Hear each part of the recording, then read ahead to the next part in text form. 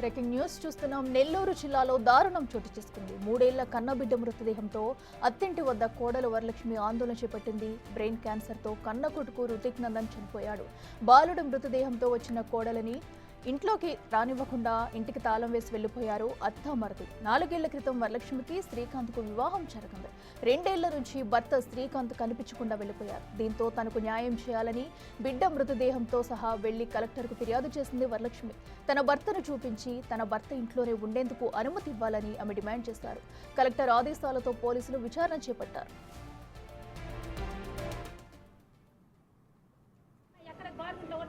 Government హాస్పిటల్లో ఉండి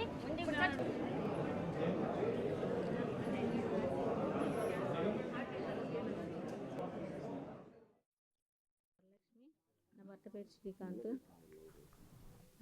శ్రీకాంత్. మాకు పెళ్ళై 4 సంవత్సరాలు అవుతుంది.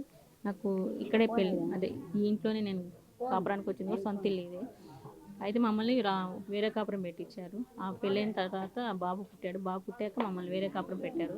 వేరే కాపురంలో ఉన్నప్పుడు లాస్ట్ ఇయర్ మార్చిలో బాబుకి బ్రెయిన్ క్యాన్సర్ ఉందని తెలిసింది. దానికి సర్జరీ కూడా చేయించింది వాళ్ళే. సార్ అబద్ధం చెప్పకూడదు, వాళ్ళే సర్జరీ చేయించారు, అన్నీ చేశారు.